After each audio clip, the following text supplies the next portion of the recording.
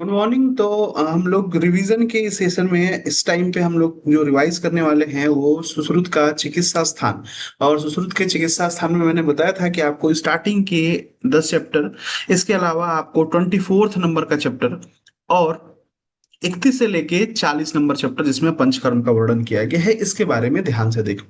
तो आइए स्टार्ट करते हैं। हमारे पास 31 नंबर का चैप्टर जिसका नाम है स्नेह उपयोग चिकित्सा के बारे में। स्नेह की उपयोगिता के बारे में बोलता है कि स्नेहो सारो अयम पुरुषम, मतलब स्नेह जो होता है मानव शरीर का एक अनिवार्य घटक है। और ये भी कहता है कि प्राण भी स्नेह की अधिकता वाले और प्राण के बड़े रहने में स्नेह ही क्या होता है, हेतु होता है। स्नेह की योनियां जो बताई गई है वो आपको दो प्रकार की बताई गई है। कौन कौन सी? एक स्थावर बताए जाते हैं और एक जांगम बताते हैं। स्थावर में जो श्रेष्ठ पूछा जाता है वो तिल तेल होता है और जांगम में गोघृत होता है। ध्यान रखना है, स्नेह की योनियां जो होती हैं दो होती हैं, विकल्प जो होते हैं हमारे पास चार प्रकार के होते हैं। कौन कौन से?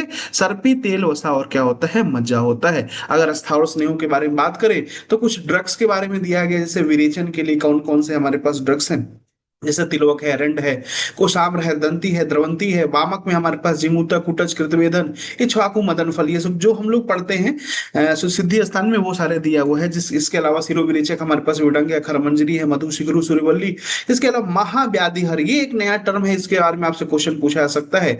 तुरक है, कपित्त है, कंपिल्लक है, भल्लातक और पटोल होता है। वही से हमारे पास मूत्र संहार में त्रपशु है, वारुक है, ककारुक है। और सरगना और असमरी हर में हमारे पास कपोत, अवलकुच, हरित की, उसने कृष्ण कर्ण और पांडुकर्ण, ये आपको पहले चैप्टर में मिला था, यहाँ पे मिलेगा। कृष्ण कर्ण में मैंने बताया था तक तक करके याद रखना, जैसे विभि तक, भल्ला तक, पिंडी तक, ये सारे हमारे पास कृष्ण कर्ण में उपयोग करते हैं। जबकि पांडुकर्ण में हमारे पास श्रवण, कंगुम, टुंटुक, स्नेहा। अगर आपको इसको कोड के बारे में देखना है तो आप लेक्चर से देख सकते हैं। अच्छा, अगर बात करते हैं हमारे पास मान प्रकरण के बारे में, तो मान प्रकरण का वर्णन यहाँ पे सुश्रुत ने किया है। सुश्रुत के अनुसार मगध मान और चरक के अनुसार जो होता है कलिंग मान बताया गया। सुश्रुत की मान की जो न्यूनतम इकाई इकाई बताई गई है वो धान्य मास या उड़द बताया गया है। अगर बात करते हैं कसाय कल्पना, तो कसाय कल्पना में द्रव्य को 16 गुने पानी में और कितने तक उसको उसको शेष रखते हैं, 1/4 तक उसको शेष रखा गया था। स्नेह पाक कल्पना बहुत इंपॉर्टेंट, आपको KSD याद कर सकते हो, कल्क, स्नेह और द्रव्य। जैसे मैंने आपको बताया था 1 4 16 याद कर सकते हो,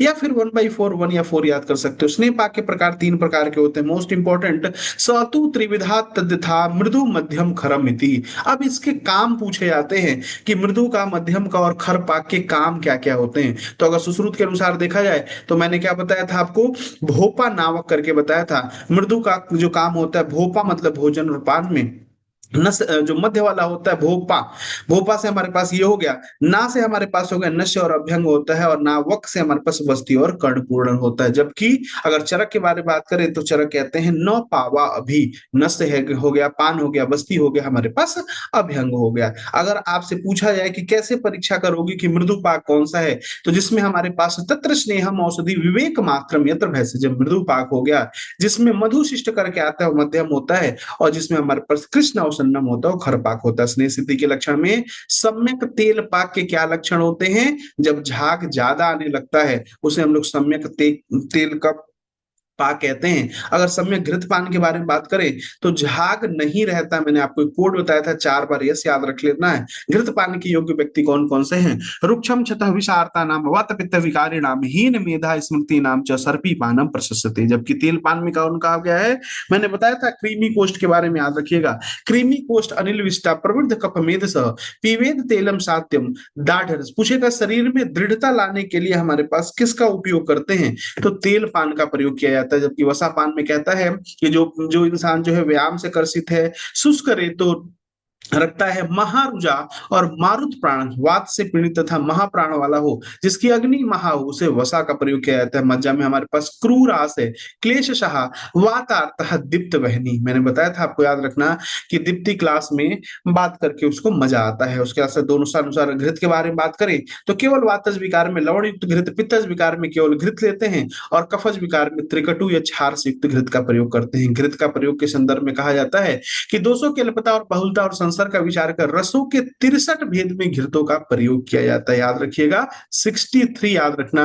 वाग्भट जब पढ़ोगे तो चतुष्षष्टि विचारण आता है। अच्छपान किसे कहा जाता है? जिसमें केवल और केवल स्नेह का प्रयोग किया जाता है। वो किसके दिया जाता है? जो स्नेह साथ क्लेश न अति उष्ण न अति शीत काल में इसको पिया जाता है। स्नेह काल का प्रयोग अगर देखा जाए तो शीत ऋतु में दिन में उस ऋतु में रात में वात पित्त की अधिकता हो तो रात में, और वात श्लेष्म की अधिकता हो तो दिन में। अगर इसके अपोजिट अगर आप करते हो, कहता है कि यदि वात पित्त की अधिकता में उस ऋतु में स्नेहपान किया जाए तो क्या क्या करता है हमारे पास, तो इसके लिए कोड बताया था आपको, याद रखना उत्तम, याद रखिए, उन्माद होता है, तृष्णा होता है, मूर्छा होता है। अगर वात कफ की अधिकता है, और वात कफ की अधिकता में नॉर्मली हम लोग को क्या करना चाहिए, शीत ऋतु में स्नेहपान किया जाए।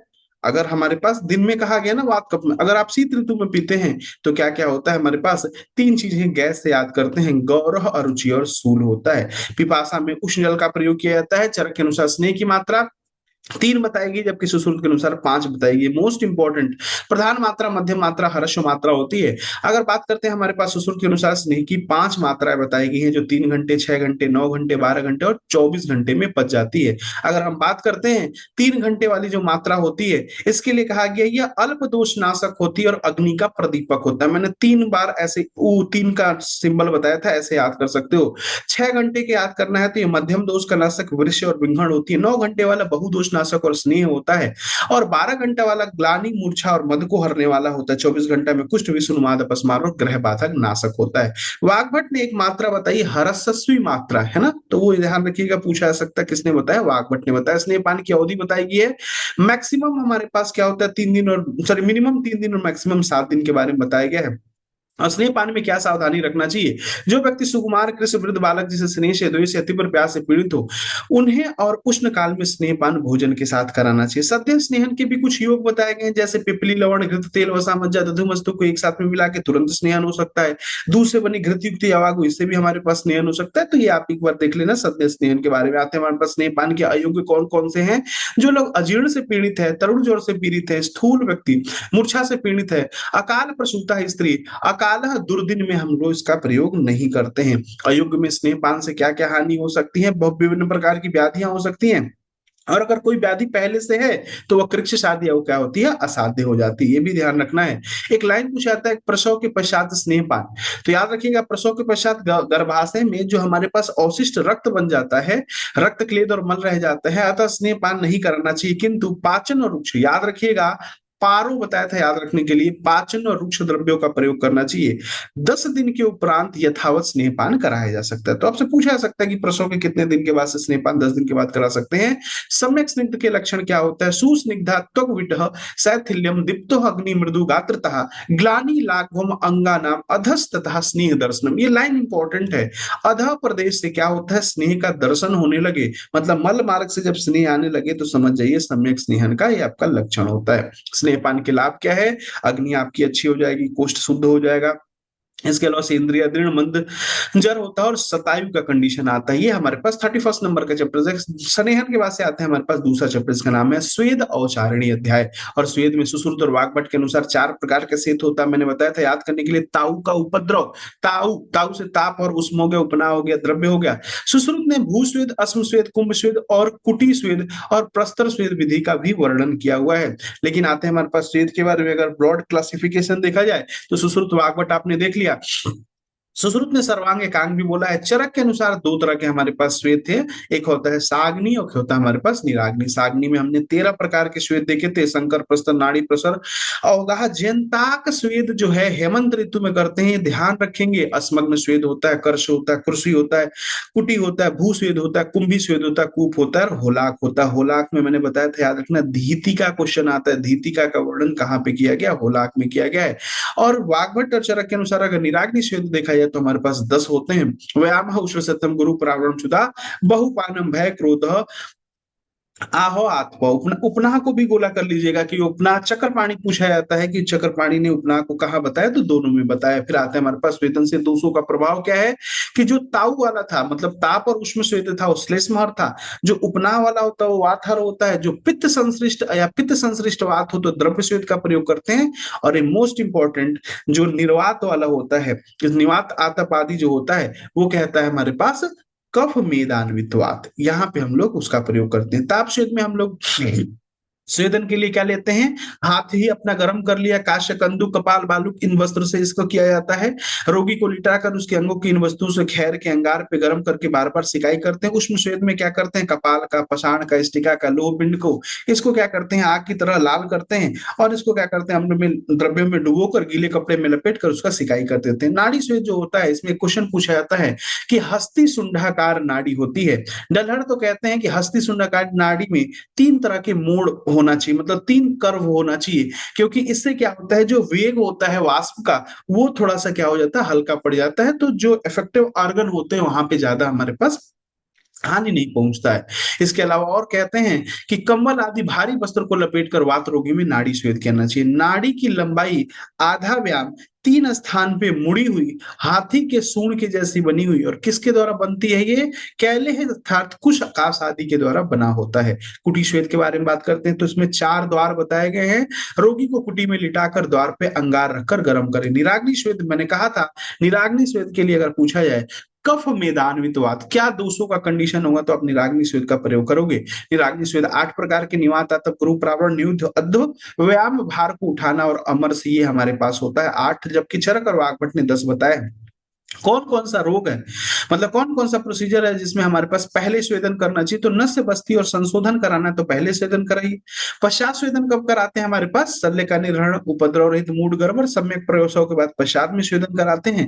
पूर्व पश्चात हमारे पास स्वेदन कहाँ करते हैं, ये हमारे पास व्याधि है जो एक साथ आता है हमेशा, अर्श है, भगंतर है और अस्मरी के पूर्व और पश्चात दोनों टाइम पे हम लोग को स्वेदन कराना चाहिए। फिर आते हैं हमारे पास सम्यक स्निग्ध के क्या लक्षण होते हैं, स्वेद स्राव, व्याधि की हानि, लघुत्तम, शीत अर्थित्वम, ये पूछा जाता है, ठंडी चीजों की इच्छा होना, बहुत ज्यादा अगर हमारे पास अति स्निग्ध में अति स्वेदन क्या, सॉरी यहाँ पे अति स्वेदन होना चाहिए दोनों, यहाँ पे सम्यक स्वेदन और यहाँ पे अति स्वेदन के लक्षण अगर देखा जाए तो संधि में पीड़ा होती है, विदाह स्फोट की उत्पत्ति, ये पूछा जाता है कौन सा दोष का प्रकोप होता है, रक्तपित्त का प्रकोप होता है, मूर्छा, भ्रांति, दाह, तृष्णा, क्लम होता है, और इसकी चिकित्सा जो होती है हमारे पास शीतल उपचार करना चाहिए। दो चीजें बड़ा पूछा जाता है, एक संधि पीड़ा पूछा जाता है और दोषों में पित्त और रक्त की उत्पत्ति प्रकोप होता है। कहाँ काम को नहीं करना चाहिए, कोई भी पित्तज व्याधि हो वहां पे हमारे पास, या पित्त प्रकृति के इंसान हो उसमें हमको नहीं करना चाहिए, भी ध्यान रखना चाहिए। इसके अलावा हमारे पास हृदय में, मुस्क में, नेत्र में मृदु स्वेदन करें,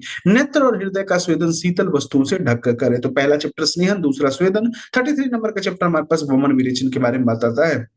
यहाँ पे चिकित्सा का चतुर्विध सिद्धांत के बारे में बताया गया है।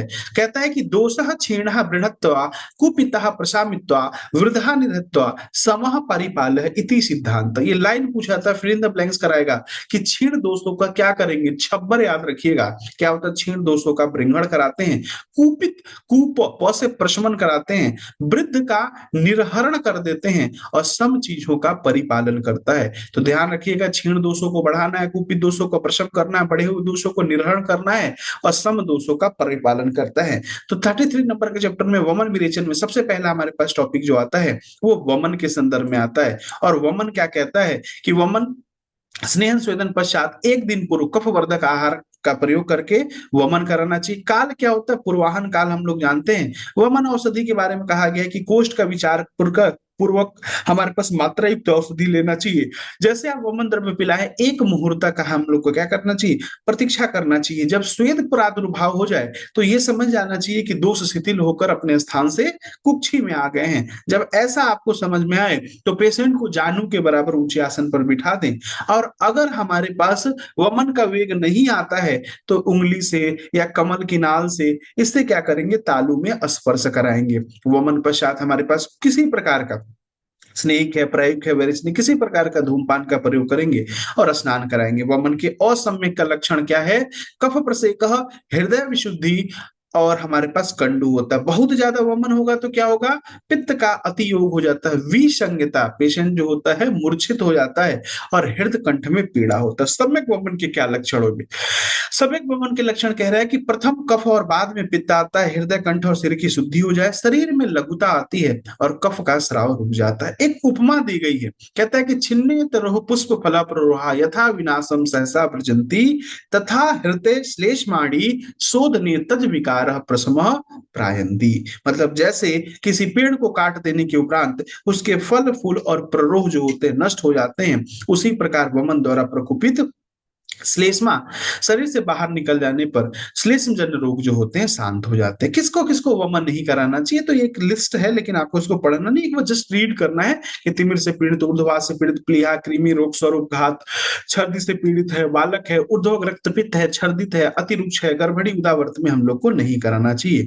कह रहा है कि अवाम में यदि व्यक्ति अजीर्ण से पीड़ित हो, विष से पीड़ित हो और अत्यंत उच्छृत कफ की अवस्था में मधु के क्वाथ से आपको मैंने बताया कि अजीर्ण में नहीं कराएंगे, मतलब हमारे पास याद रखना है कि जो इंसान ऐसे हैं जिसमें हम लोग को कंट्राइंडिकेशन बताया गया कि इनमें नहीं करना है, लेकिन वह रोग उनका इसी से शांत हो सकता है, तो हम वहां पे ध्यान रखिएगा। स्वयं मधुक अंबुना, ये लाइन बड़ा इंपॉर्टेंट है, पूछा जाता है। मधुक यष्टि मधु के क्वाथ के साथ वमन कराते, तो वमन की कहानी खत्म होते ही हमारे पास आ जाते हैं विरेचन, और कहता है कि विरेचन के पूर्व क्या कहता है कि अगर आप वमन के पहले विरेचन करा दे तो क्या हमारे पास दिक्कत आ सकती है। ये बड़ा इंपॉर्टेंट कह रहा है कि अवांत से ही सम्यक विरिक्त कह रहा है अध संसतः श्लेष्मा ग्रहणी आच्छादिति गौरव आपादिति, और क्या होता है प्रवाहिका व जन्यति। ये तीन चीजें याद रखना है कि वमन के बिना अगर विरेचन करा देते हो तो श्लेष्मा जो होती है नीचे जाकर ग्रहणी को आच्छादित करती है, शरीर में गुरुता उत्पन्न करती है और प्रवाहिका उत्पन्न करती है। मोस्ट इंपॉर्टेंट कोष्ठ के प्रकार के बारे में, तीन तरह के कोष्ठ बताए, मृदु, क्रूर और मध्यम होता है। दोषों का अगर बात करें तो मृदु में पित्त दोष होता है, क्रूर में वात कफ होता है, मध्यम में हमारे पास सम दोष होता है। औषधि उसी हिसाब से लेंगे हम लोग। विरेचन द्रव्य कैसे हम लोग पता कर चलेगा कि यह मृदु वाला है, आप उसको दूध पिला दीजिए, दूध पिलाने से जिसका विरेचन हो जाए वो मृदु कोष्ठ है। कहता है हमारे पास जो दुर्विरेच्य औषधियों से भी उसका विरेचन अच्छे से नहीं होता, क्रूर कोष्ठ होता है। और हमारे पास जो औषधि मात्रा, जो सम्यक हमारी मात्रा बताएगी उससे जिसका हो जाता है उसे मध्यम कोष्ठ कहते हैं। विरेचन का विधान कहता है कि स्नेहन स्वेदन वमन संचलन के बाद विरेचन कराए। विरेचन से पूर्व लघु भोजन का प्रयोग करना चाहिए। सम्यक विरेचन का क्या लक्षण है कि क्रम से मूत्र आएगा, मल आएगा, पित्त गोला कर लीजिएगा, बीच में औषधि आती है, फिर और कफ और वात का अनुलोम होता है। ये सम्यक विरेचन के बारे में बताया गया है। इसके अलावा एक और कोटेशन आता है, गतेषु दोषेषु कफवान्तेषु नाभ्या लघुत्वम मनसा तुष्टि। ये लाइन गोला कर लीजिए, सम्यक विरेचन का लक्षण होता है। अगर आपको ध्यान नहीं हो तो दो चीजें हम लोग को ध्यान रखना है कि वमन में दोषों के निकलने का क्रम और विरेचन में दोषों का निकलने का क्रम क्या है। आपको मैंने बताया था कि वमन में पहले हमारे पास प्रशेक होगा, प्रशेक के बाद से औषधि, कफ पित्त और वायु होता, कपिवा, मतलब पीए याद रखना था, प्रशेक प्लस औषधि और कपिवा था। जबकि विरेचन में क्या होता है, पहले मूत्र आएगा, फिर पुरीस आएगा, फिर उसके बाद से हमारे पास पित्त आएगा, देन हमारे पास औषधि आता है और लास्ट में हमारे पास कफ आता है। ध्यान रखना है औषधि वमन में सेकंड नंबर पे, यहाँ पे पहले प्रशेक होना चाहिए, प्रशेक औषधि कफ पित्त नीलाह क्रमे। यहाँ पे पहले मूत्र पुरीस और पित्त, ये तीन चीजें आ जाएंगी, उसके बाद से औषधि आता है। याद रखिएगा वमन विरेचन द्रव्य में अंतर क्या है कि सर सूक्ष्म तीक्ष्ण उष्ण विकासी होने से विरेचन द्रव्य, आपको ध्यान रखना है कि वमन में किस गुण के कारण वमन द्रव्य नीचे से आते हैं, तो सर सूक्ष्म तीक्ष्ण उष्ण और विकासी होने के कारण अधा दोष से, जबकि वमन द्रव्य जो होते हैं स्वभाव के कारण ऊर्ध्व भाग से बाहर निकलते हैं। ये बहुत इंपॉर्टेंट लाइन आपके सामने मैं बोलने जा रहा हूं कि वमन द्रव्य बिना पके ही और विरेचन द्रव्य पच्यमान अवस्था में, तो ध्यान रखना है वमन द्रव्य पाक की प्रतीक्षा नहीं करते हैं, जबकि विरेचन द्रव्य पच्यमान अवस्था में। अगर विरेचन औषधि की श्रेष्ठता देखा जाए तो आहार पाचन समय 3 प्रहर के में पाक को प्राप्त होती है और दूसरों को निकालती है, वही हमारे पास श्रेष्ठ मानी जाती है। इसके अलावा कुछ और पॉइंट दिया गया, जैसे मंदाग्नि क्रूर कुष्ठ वाले व्यक्ति की जठराग्नि को क्षार लवण घृत युक्त दीप्त करके स्नेहन स्वेदन करके विरेचन देना चाहिए। अति स्निग्ध व्यक्ति को स्नेह विरेचन का निषेध बताया गया है। जिसको स्नेह साथ में हो गया उसको पहले रुक्ष करिए, फिर उसको स्नेह विरेचन दीजिए। अभिघात से, विष से, पीड़िका, शोथ, पांडु, कुष्ठ और प्रमेह रोग में बिना बहुत स्निग्ध किए विरेचन देना चाहिए। वमन खाली पेट नहीं कराना चाहिए और विरेचन खाली पेट में कराना चाहिए। विरेचन के योग्य कौन कौन से हैं तो देख लो, ऊर्ध्व रक्तपित्त, ज्वर है, गर्विश है, अर्श है, अर्बुद है, इन सबों में हम लोग को विरेचन कराना चाहिए। जबकि विरेचन के अयोग्य कौन कौन है, मंदाग्नि, वात, पित्त, गड़बड़ी, स्थूल, छद छेड़ में नहीं कराना चाहिए। बिना स्नेहन स्वेदन के रेचन, वही कहता है कि जो व्यक्ति स्नेहन स्वेदन के बिना ही औषधि का पान कराता है उसका शरीर उसी प्रकार नष्ट होता है जिस प्रकार शुष्क काष्ठ को बिना स्नेहन से मोड़ने के प्रयास में वो टूट जाता है। आते हैं हमारे पास 31 नंबर का चैप्टर। अगर वमन विरेचन की व्यापक के बारे में बात करें तो सुश्रुत के अनुसार 15 है, वाग्भट के अनुसार 12 है और चरक के अनुसार हमारे पास 10 है। बहुत ज्यादा इंपॉर्टेंट चैप्टर नहीं है, बस इसको सुपरफिशियल आपको रीड करना है। जैसे अति योग से हमारे पास क्या क्या व्यापद हो सकते हैं। अति मात्रा स्नेहन स्वेदन, अति मृदु कोष्ठ, अति तीक्ष्ण और अति मात्रा में औषधि से उत्पन्न होगा। तो वमन के अति योग में हमारे पास लक्षण पित्त की अति प्रवृत्ति, बल का विश्रंस, वात प्रबल वात का प्रकोप हो जाता है। इसमें हमारे पास घृत का अभ्यंग, शीत अवगाह, शर्करा, मधु मिश्रित स्नेह का प्रयोग करते हैं। विरेचन के भी अति योग में आपको ऐसे ही लक्षण मिलते हैं। थोड़ा सा ध्यान रखना, इसकी चिकित्सा में हमारे पास पिक्षा बस्ती है, क्षीर सर्पी का हमारे पास अनुवासन है, प्रेंगवादी द्रव्य और तंडुल अम्बु सह सेवन का और क्षीर मांस रस का प्रयोग करते हैं। फिर आते हैं जीव शोणित और रक्तपित्त में कैसे अंतर बताते हैं कि रक्त में पिच्चू को भिगोकर धोने से अगर दाग रहता है और अन्न को में मिलाकर कुत्ते को खाने देकर वो खा लेता है, तो दो कंडीशन है कब हम उसको जीव शोणित कहेंगे। खा लेगा तो जीव शोणित, अगर रक्तपित्त वाला हो तो नहीं खाएगा। दाग नहीं रहता है तो हमारे पास जीव शोणित है, अगर रहता है तो हमारे पास क्या होता है, उसको रक्तपित्त बोल सकते हैं। फिर हमारे पास आता है अंग प्रगह दोष में व्यापक कहता है, यही इस चैप्टर का एकदम मेन इंपॉर्टेंट पॉइंट है। और एक पहला है कि हमारे पास कितने व्यापक होते हैं। जैसे विरेचन में परिकर्तिका होती, वैसे वमन का व्यापद क्या होगा, कंठ क्षरण होता है। जैसे विरेचन में परिस्राव होता है, वैसे वमन में क्या होता है, श्लेष्म का प्रसेक होता है। जैसे विरेचन में प्रवाहिका होता है, वैसे ही वमन में शुष्क उद्गार होता है। ये तीनों लाइन आपको ध्यान रखना है। अब आते हैं हमारे पास बस्ती की प्रशंसा के संदर्भ में। नेत्र बस्ती प्रमाण 35 नंबर का चैप्टर है। कहता है कि तत्र स्नेह आदि ना कर्मणा नाम बस्ती कर्मम प्रधानतम आयु आचार्य, ये लाइन दे देगा। स्नेह आदि कर्मों में सबसे प्रधान किसको माना गया है, ये फिल इन द ब्लैंक्स कराएगा, तो बस्ती कर्म को माना गया है।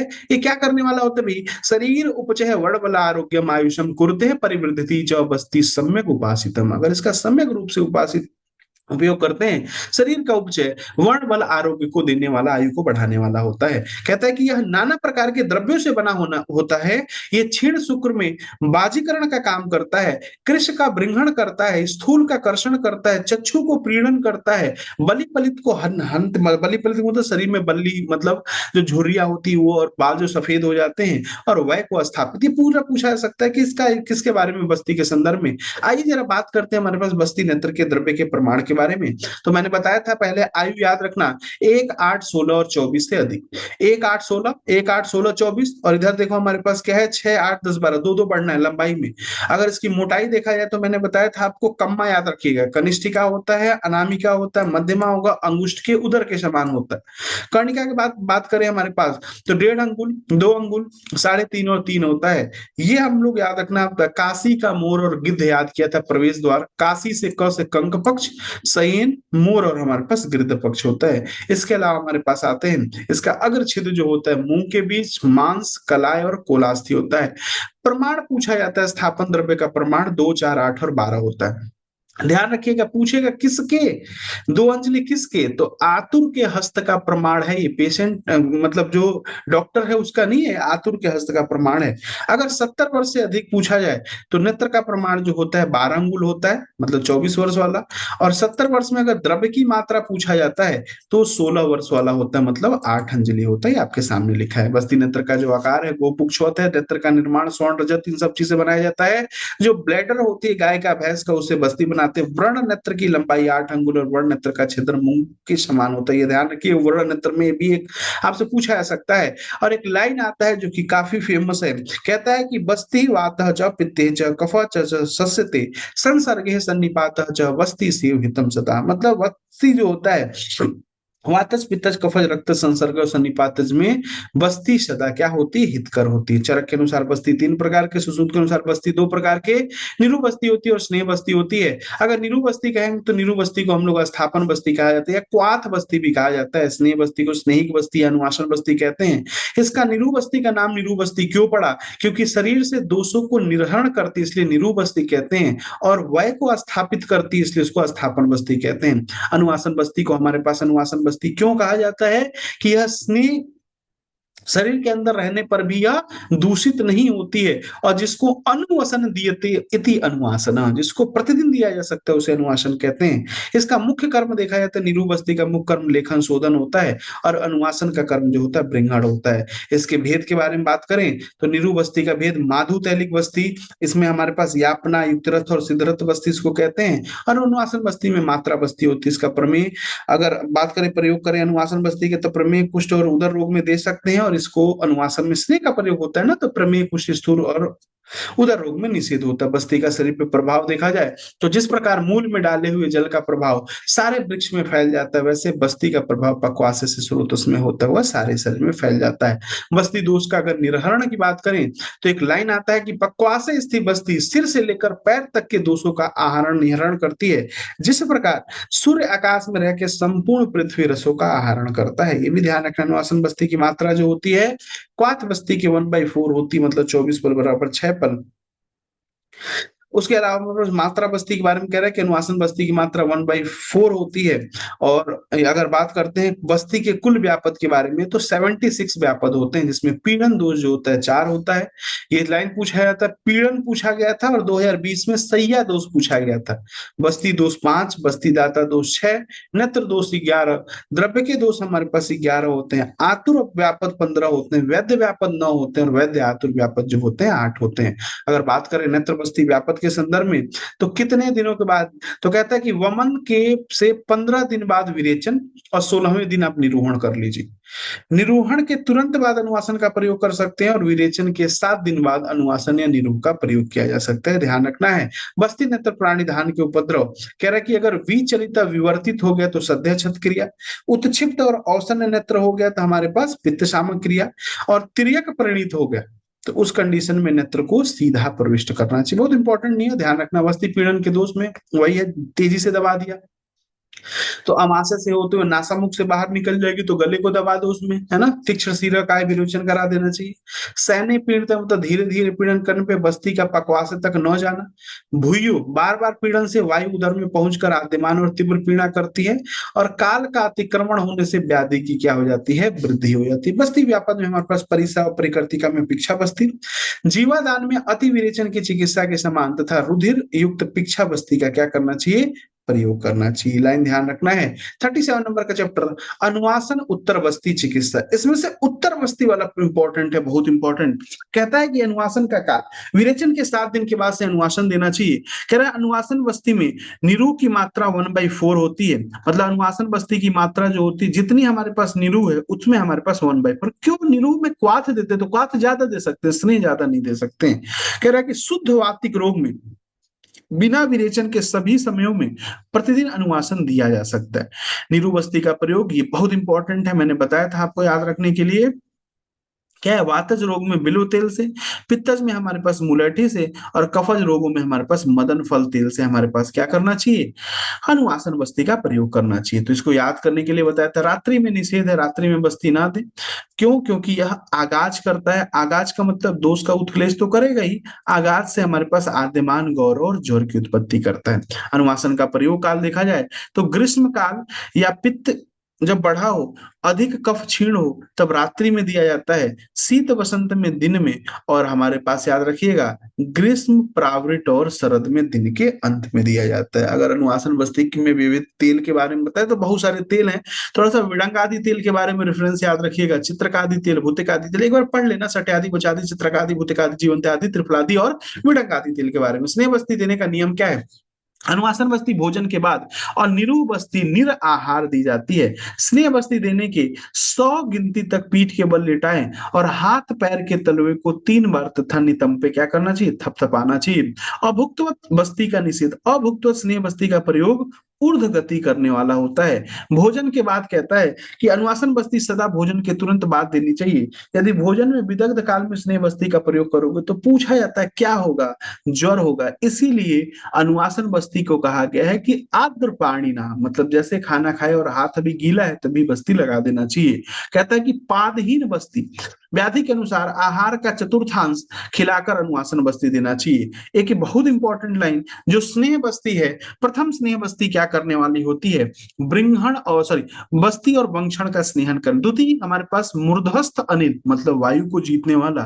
तृतीय जो होती है बल वर्ण की वृद्धि। चतुर्थ रस धातु का स्नेहन। पंचम जो होता है रक्त धातु का स्नेहन। षष्ठ जो होता है मांस धातु का स्नेहन। सप्तम जो होता है हमारे पास मेद धातु का स्नेहन। अष्टम जो होता है स्नेह वस्तु का अष्टम स्नेह जो होता है अस्थि धातु का स्नेहन करती है। नवा जो होता है मज्जा।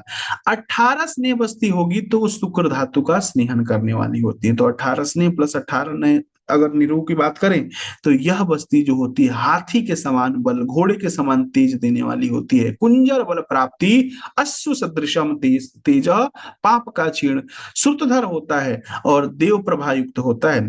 केवल स्नेह बस्ती और या केवल निरूह बस्ती का प्रयोग नहीं करना चाहिए। अगर आप केवल स्नेह बस्ती का प्रयोग कर रहे हो तो जठराग्नि का नाश हो सकता है और उत्क्लेश हो सकता है, और केवल निरूह बस्ती का प्रयोग कर रहे हो तो वात का प्रकोप होने का भय रहता है। स्नेह बस्ती का दोषानुसार प्रयोग अगर देखा जाए तो रुक्ष वात बहुल व्यक्ति में प्रतिदिन स्नेह बस्ती और अन्य व्यक्ति में तीसरे दिन पे स्नेह बस्ती का प्रयोग। बहुत इंपॉर्टेंट और बहुत फ्रीक्वेंटली यहाँ से क्वेश्चन पूछा जाता है उत्तर बस्ती के संदर्भ में। तो पुरुषों में जो उत्तर बस्ती है उसका नेत्र क्या है, स्वर्ण और रजत के द्वारा। आकृति नहीं पूछा जाएगा, गौपुक्ष हमेशा जानते हो। याद रखिएगा पुरुषों में उत्तर बस्ती की लंबाई वाग्भट के अनुसार 12 अंगुल है, सुश्रुत ने 14 अंगुल बताया। छिद्र सरसप छिद्र कर्णिकाएं 2 होती हैं। प्रवेश हमारे पास कितना डालते हैं तो 6 अंगुल। आपको पता होगा कि सुश्रुत के अनुसार मेढ्र की लंबाई भी 6 अंगुल होती है। चरक ने मात्रा बताया जो बताया है स्नेहस्य अर्ध पलम, आधा पल लेना चाहिए। लेकिन सुश्रुत का याद रखिएगा एक प्रकुंच, प्रकुंच टर्म याद रखिएगा। और स्त्रियों में जो उत्तर बस्ती है, दुनिया के जितने आचार्य हैं उन्होंने कह दिया कि भाई इनकी लंबाई जो होती 10 ही अंगुल हो। बस चरक वाले में, सॉरी, बस आपको मेल वाले में अगर चरक के अनुसार देखा जाए और वाग्भट के अनुसार देखा तो इन्होंने 12 अंगुल बताया और सुश्रुत ने इसका बता दिया है 14 अंगुल बताया।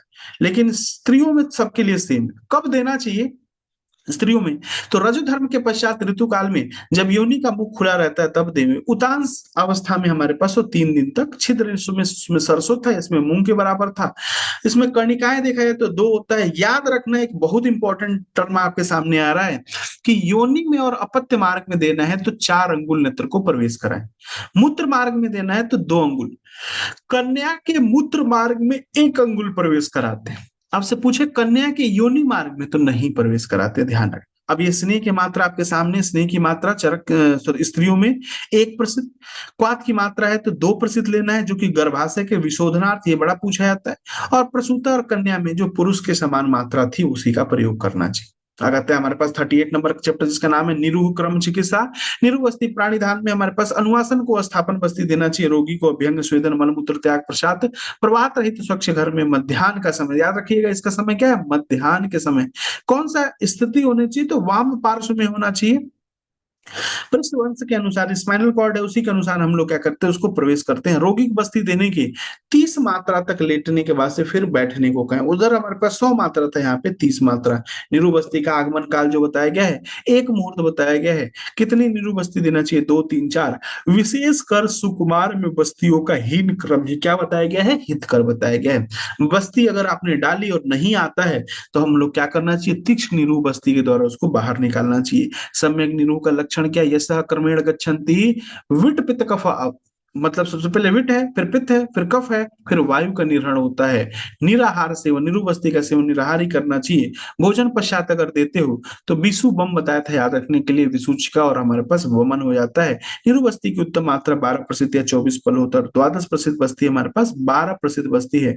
इसमें हमारे पास थोड़ा सा ध्यान रखना है कि स्वस्थ व्यक्ति में जो क्वाथ है उसका 4 भाग, स्नेह 1 भाग, वात के प्रकोप में स्नेह 1/4, पित्त में 1/6 और वाकफ में 1। ये जो हम 12% बस्ती की बात करें उसी के बारे में बता रहा है। जिसमें सेंधव जो होता है 1 कर से 1 अक्ष होता है, मधु 2%, स्नेह 3%, कल के 1%, कसाय 4%, हवा पर प्रक्षेप 2% होता है। बस्ती में द्रव्य का क्रम देखते हैं हमारे पास तो क्या होता है, पहले हम लोग क्या मिलाते हैं, प्रथम सेंधव, फिर उसका हमारे पास मधु, फिर स्नेह का बारे में, फिर मदन फल का कल्क दोषानुसार मिला के, अतः दोषानुसार मांस दूध मिलाकर 5% मात्रा तक प्रयुक्त करें। बस्ती का क्रम एक और बताया गया है, उत्क्लेशन, दोषहर और दोष शमन बस्ती के बारे में बताया गया है। कह रहा है कि पिच्छा बस्ती के बारे में, पिच्छिर बस्ती के बारे में, इसका घटक द्रव्य क्या है, बेर है, सेलू है, सालमली, धान, नवीन अंकुर, इन सब चीजों का। इसका निर्माण विधि नहीं, इसका रोगाधिकार याद रखिएगा, रक्त अतिसार और प्रवाहिका और गुदभ्रंश में देते हैं। माधुतैलिक बस्ती का प्रयोग कहाँ करते हैं, राजा या राजा के समान व्यक्ति, सुकुमार स्त्रियों, बाल और वृद्ध व्यक्तियों में दोष निर्हार्थ इसका प्रयोग किया जाता है। विपुल लाभ देने वाला, फलदायक होता है, इसमें व्यापद नहीं होता। मधुतैलिक संज्ञा में, मधु को मधुतैलिक क्यों कहते हैं, इसमें मधु तेल और अरण्य मूल के क्वाथ की समान मात्रा सतपुष्प आधा फल सेंधव 1/4 और मदन फल 1 होता है। युक्ति रथ बस्ती के बारे में बात करते हैं इसमें वचा मधुक, इसके कंटेंट याद नहीं रखना, बात करना। वचा मधुक से स्टार्ट होता है, युक्ति रक्त है जो देवदारू त्रिफला से स्टार्ट होता है, दोषहर हमारे पास बस्ती है। युक्ति रक्त बस्ती के बारे में बताते हैं। कहता है कि इसके घटक द्रव्य क्या है, वचा मधुक। इसका युक्ति रक्त बस्ती नाम क्यों पड़ा, क्योंकि सवारी के टाइम पे भी इसका प्रयोग किया जा सकता है जब आप ट्रेवल कर रहे हो। सिद्ध बस्ती के बारे में हमारे पास यव कोल कुलत्था नाम, ये याद रखिएगा, सिद्ध रक्त बस्ती है। यो इसमें क्या क्या पड़ा हुआ है, बस जस्ट याद रखना, यव कोल कुलत्था नाम, वचा मधुक, तेल क्वाथम, ये याद रखिएगा युक्ति रथ है। यव कोल कुलत्था नाम, क्वाथम अग्निका मधुक, ये हमारे पास सिद्धरथ बस्ती है। माधुतैलिक बस्ती के नामकरण में हेतु, मतलब माधुतैलिक को माधुतैलिक क्यों कहते हैं, तो मधु तेल की मात्रा समान है। युक्ति रथ में हाथी घोड़े रथ आदि का सवारी करने पर भी इसका प्रयोग करते हैं। सैकड़ों व्याधियों में जिसका प्रयोग में रोगी बल रूप से बल की वृद्धि होती है उसे सिद्ध बस्ती कहते हैं। माधुतैलिक बस्ती जो होता है मृदु है, पादहीन बस्ती कहा जाता है। वमन आदि संस्कार की आवश्यकता नहीं होती है, एक ही बस्ती से सारे काम हमारे सिद्ध हो जाते हैं। इसे माधुतैलिक बस्ती आते हैं हमारे पास 39 जो चैप्टर। तो इसमें हमारे पास मंदाग्नि का हेतु बताया गया है, आतुर उपद्रव चिकित्सा। इसमें 3 तरह के शोधन हमारे पास बताए गए हैं, जघन्य, मध्यम और प्रवर शुद्धि। जघन्य कब कहेंगे, जब 4 होगा, मध्यम जब 6 होगा, प्रवर जब हमारे पास 8 होता है। वमन में 4 6 8, विरेचन में 10 20 और 30 है। मात्रा देखा जाए तो वमन में मात्रा हमारे पास एक प्रस्थ, आधा प्रस्थ और 2 प्रस्थ होता है, और इसके डस्ट हम डबल कर लेंगे तो हमारे पास विरेचन की मात्रा, चरक की बात करते हैं हम। और सुश्रुत ने हमारे पास विरेचन द्रव्य की मात्रा बताई, एक प्रस्थ, 2 प्रस्थ और 4 प्रस्थ होता है। दोषों का निर्णय क्रम के बारे में कह कि अगर उत्तम दोष का निर्णय हुआ है तो हम लोग क्या खाना देंगे, कितना देंगे, 1 आढ़क की मात्रा में। मध्यम में आधा आढ़क और अवर में 1 प्रस्थ। क्या देते हैं, 3 3 बार 100 अल्प तंडुल यवागु विलेपी अकृत और कृतियुष। मध्यम में 2 2 बार और अवर में 1 1 बार दिया जाता है। कहाँ पे तर्पण आदि का प्रयोग किया जाता है, जहाँ पे कफ पित्त की अधिकता है। मध्य जो इंसान नित्य का सेवन करता है और हीन शोधन हुआ है, ऐसे लोगों में अगर आप पेय का प्रयोग करते हो तो स्रोतसों में अवरोध उत्पन्न करता है, इसीलिए यहाँ पे तर्पण हित कर बताया गया। रसों का सेवन क्रम क्या कहता है, सबसे पहले मधुर तिक्त बताया गया, फिर स्निग्धम लवण, फिर लास्ट में कटु बताया गया है। संसर्जन क्रम के बारे में बात करते हैं, परिहार काल के बारे में, कि स्नेहन और वमन 7 दिन, सिरा वेधन और शोधन में 1 महीना और बस्ती में 3 दिन का हमारे पास परिहार काल होता है। कह रहा है कि व्रण के आतुर, स्निग्ध, शुद्ध शरीर, नेत्र रोगी, ज्वर अतिसार रोगी को तैल पूर्णाभम की तरह हमारे पास इनकी उपमा दी गई। इसका इसका परिहार क्या होता है, आवश्यक बताया गया। अपथ्य का सेवन, ये भी एक बड़ा इंपॉर्टेंट टॉपिक हो सकता है। जैसे अगर आप क्रोध का सेवन करते हैं, जैसे कहा गया कि इन सब चीजों का सेवन नहीं करना चाहिए, क्रोध का सेवन करते तो पित्त प्रकोपजन्य विकार होता है। आयास शोक को आप छोड़ सकते हैं। दीवा स्वप्न से आपको कफज रोग हो जाएंगे सारे। उच्च भाषण से शिरोशूल, आंध, जाड्यता, गंध ज्ञान का नाश, बाधिर, मुक्ता, ये सब हो जाएगा। अगर आप चीर आसन या चीर स्थान पे एक ही जगह पे बैठे रहते हो तो शोणित प्रदेश में वेदना होना शुरू हो जाएगा। अति संक्रमण से जंघा में रुझा, शक्ति शोष वाधर्स। वायु से हमारे पास आतप गोला करिएगा, ज्वर होता है। विरुद्ध आहार या दर्शन से मृत्यु या दारुण रोग। असात्म भोजन से बल वर्ण की हानि होती है। और अनात्म अधिकतर भोजन से अजीर्ण, यही पूछा जाता है, अनात्म या अत्यधिक भोजन से क्या होता है, अजीर्ण की प्राप्ति होती है। आते हमारे पास 40 number chapter, most important chapter, जिसमें सबसे पहले धूम, नस्य और कवल 3 प्रकार के हमारे पास प्रोसीजर बताया गया। इसमें धूम के भेद हमारे पास चरक सुश्रुत के अनुसार 5 प्रकार के होते हैं। कौन कौन से होते हैं, वैरासनिक, स्नेहिक, प्रायोगिक, प्रायोगिक, वामक और कासक। याद रखिएगा हमारे पास अगर बात करें हमारे पास तो वैरासनिक की जो नेत्र की लंबाई है 24 है, स्नेही की 32 है, सुश्रुत के अनुसार बोल रहा हूं मैं, प्रायोगिक जो होता है 48 है। वामक और कासक जो होते हैं 16 16 होते हैं। अगर आपसे पूछा जाए कि धूम के भेद पूछा जाए तो सुश्रुत के अनुसार 5 ही है। तो सॉरी, व्रण के बारे में बताया है लेकिन उसको काउंट नहीं किया। अगर 6 पूछा जाए तो सारंगधर उसका आंसर जाता है। ठीक है, तो चरक के अनुसार पहले देखते हैं, 24 32 और 36 हो गया। अगर बात करते हैं हमारे पास वाग्भट के अनुसार तो तीक्ष्ण, मृदु और समन बोलते हैं 24 32 40। 24 32 हमारे पास 40 सारंगधर के अनुसार, 24 32 और 48 48 होता है। बाकी हमारे पास वामक अगर सारंगधर का देखें तो 10, सुश्रुत का 16, कासक ने देखे तो सारंगधर का 16 और सुश्रुत का हमारे पास 16 तो है। वर्ण के बारे में देखते हैं हमारे पास सारंगधर 10 बताते हैं और सुश्रुत जो होते हैं 8 बताते हैं। इंपॉर्टेंट है, धूम मंत्र का मान बताया गया है, कनिष्ठिका अंगुली के समान परिणाम वाला, अग्र भाग कलाई के बराबर, मूल में अंगुष्ठ के बराबर होता है। वर्ण धूपनाथ वर्ण नेत्र की हमारे पास जो धूमवर्ती होती है 8 अंगुल, कलाय परिमंडल होता है और कुलत्थवाही स्रोत होता है। धूमपान की विधि कह रहा है कि पहले मुख से पान करें, फिर नासिका से करना चाहिए। मुख और नासिका के धुएं को हमारे पास मुख से ही निकालना चाहिए, नासिका से धूम नहीं निकालना चाहिए, क्योंकि प्रतिलोम मार्ग से आए हुए धूम जो होता है दृष्टि को हानि पहुंचाने वाली होती है। प्रायिक व रेचनिक नासिका के द्वारा, स्नेहिक जो होते हैं मुख और नासिका के द्वारा, और काशग्नि और वामक जो होता है मुख के द्वारा बताए गए। धूमपान के 12 काल बताए गए हैं। जो हमारे पास स्नेहिक धूमपान होता है वो क्या करने वाला था, वात का शमन। वैरेचनिक धूमपान रुक्ष और उष्णों से तीक्ष्णता के कारण हमारे पास कफ का उत्क्लेश करने वाला। प्रायुक्त जो होता है उत्क्लेश अपकर्षण और वात का शमन करता है। धूमपान की मर्यादा बात करें तो प्राइवेट जो होता है मुख और नासिका से 3 उच्छ्वास। स्नेही कब तक लेना चाहिए, जब तक आंख से आंसू ना आ जाए। वैरेचनी कब तक लेना चाहिए, 2 से दर्शन तक। वामनी कब तक लेना चाहिए, वामनी के बारे में कह रहा है कि यवागु तिल तंडुल के पान के पश्चात, और कासक ग्रासांतर लेना चाहिए। तीसरा पॉइंट, दूसरा पॉइंट स्टार्ट हो रहा है नस्य कर्म के बारे में। नस्य क्या होता है, औषध औषध सिद्धम वा स्नेहम नासिका भाम देते। औषध क्या है, औषध सिद्ध स्नेह को नासिका के द्वारा जब दिया जाता है उसे हम नस्य कहते हैं। ये नस्य के 2 भेद हमारे पास बताए कि एक 2 भेद होता है और एक हमारे पास 5 भेद होता है। 2 भेद हमारे पास शिरोविरेचन और स्नेहन होता है। 5 भेद में शिरोविरेचन, प्रतिमर्श और पीड़न नस्य और प्रदमन नस्य होता है। अगर बात करते हैं नस्य और शिरोविरेचन को प्रधान बताया गया है। प्रतिमर्श नस्य का विकल्प होता है, और पीड़न और प्रदमन जो होता है शिरोविरेचन का विकल्प होता है। इसके अलावा हमारे पास अगर देखा जाए तो कब कब करना चाहिए चरक, सुश्रुत और वाग्भट के एक साथ देख लिया जाए तो चरक कहते हैं कि ग्रीष्म ऋतु में पूर्वाहन में, शीत में मध्याह्न में, वर्षा ऋतु में दुर्दिन को छोड़कर। वाग्भट कहते हैं ग्रीष्म में अपराह्न, शीत में मध्याह्न, और वसंत और शरद में पूर्वाहन। सुश्रुत का देखो कफज रोग जो होता है, वातज पित्तज कफज, मैंने इसको बताया था याद करने के लिए। वात पित्त कफ याद रखना। और एएमपी, जैसे एडीपी पढ़ते थे, एटीपी पढ़ते थे, तो एडिनोसिन मोनोफॉस्फेट, तो अपराह्न हो गया, मध्याह्न हो गया, पूर्वाहन हो गया। नस्य की मात्रा, प्रथम मात्रा जो होती है प्रत्येक उंगली के 2 परों से निकली हुई 8 बिंदु। दूसरी में हमारे पास सुक्ति प्रमाण, और तृतीय हमारे पास पाणी सुक्ति होते हैं। नस्य का प्रयोग 1, 2, 7, 21 रात्र के अंतर में जब तक वैध उचित समझे तब तक देना चाहिए। नस्य की मात्रा देखा है तो अवर, मध्यम और प्रवर देखा है तो 8, 32 और 64 होता है। और शिरोविरेचन की मात्रा जो होती है हमारे पास अवर, मध्यम 4, 6, 8 होता है। नस्य का सम्यक योग लाघवम शिरसा शुद्धि चित्त इंद्रिय प्रसादक। अयोग में हमारे पास कंडूप देह और गुणता मिलता है। अतियोग नहीं याद रखना। प्रतिमर्श नस्य के काल बहुत इंपॉर्टेंट 14 बताए गए। नस्य के व्यापक 2 है। स्नेहिक नस्य शिरोविरेचन नस्य के द्वारा व्यापक होगा, तो स्नेहिक नस्य द्वारा जो होता है उत्क्लेश जन्य होता है, तो इसकी चिकित्सा, दोष बढ़ गया तो शोधन या समन करिए।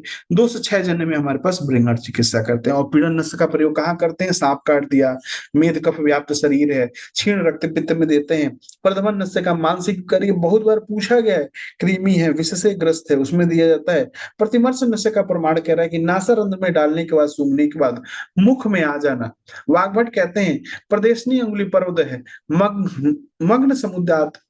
इसमें हमारे पास प्रतिमर्श नस्य के बारे में। नस्य का फल क्या है, जो ऊर्ध्व चतुर्गत रोग होते हैं शांत होते हैं, इंद्रियों में शुद्धता मिलती है, मुख की सुगंधी मिलती है, बलि पलित खालित व्यंग का नाश होता है। दोषानुसार अगर प्रयोग देखा जाए तो वात युक्त कफ में हमारे पास तेल का प्रयोग केवल, वात में वसा, पित्त में घृत, और वात पित्त युक्त पित्त में हमारे पास मज्जा का प्रयोग किया जाता है। अब आते हैं हमारे पास तीसरा पॉइंट, इसका नाम है कवल। कवल के बारे में कहता है कि औसत द्रव्य की वह मात्रा जो सुख पूर्वक मुख में घुमाई जा सके उसे कवल कहते हैं। ये 4 प्रकार का होता है।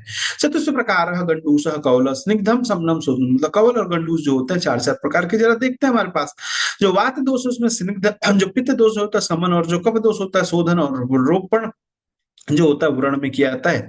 कवल ग्रह और गंडूस के बारे में, संचारी और असंचारी। मुखम संचारित यातु मात्रा कौलम स्मृतम, और गंडूस क्या होता है, असंचारी तु यह मात्रा गंडूस सह प्रकृतिता। कल का उपयोग और मात्रा एक कर्ष, और गंडूस जो होता है द्रव्य पदार्थ का उपयोग एक कोल किया जाता है। कवल शुद्धि का लक्षण क्या है, मुख वैसध्यम लागोह इंद्रिय प्रसादन। इसी के साथ एक और पॉइंट आता है प्रतिसारण। कहता है कि अंगुली पर औषधि लगाकर मुख या कंठ तालु स्थान में लगाना क्या कहता है, प्रतिसारण कहता है। अगर इसके भेद देखा जाए तो सुश्रुत के अनुसार 4 होता है। कौन, कल्क, रसक्रिया, चूर्ण और छौद्र होता है। जबकि सारंगधर कहते हैं कल्क, अवलेह और चूर्ण होता है। प्रतिसारण के योग्य और अयोग्य कवल के समान होता है। प्रतिसारण प्रयोग काल में दोष नाशक एवं अनअभिसंधि भोजन दे। इस तरह से आपका 40 नंबर का चैप्टर जो होगा कंप्लीट हुआ। सुश्रुत चिकित्सा का 40 नंबर चैप्टर तक हम लोगों ने देख लिया। ये ध्यान रखना है आपको कि सुश्रुत को चिकित्सा पे बहुत ज्यादा फोकस नहीं करना है। 40 चैप्टर है, मैक्स टू मैक्स आपके 4 क्वेश्चन आएंगे, है ना। तो जितना मैंने बताया बस इतना आपको गो थ्रू कर लेना है इस चीजों से, ठीक है। Thank you.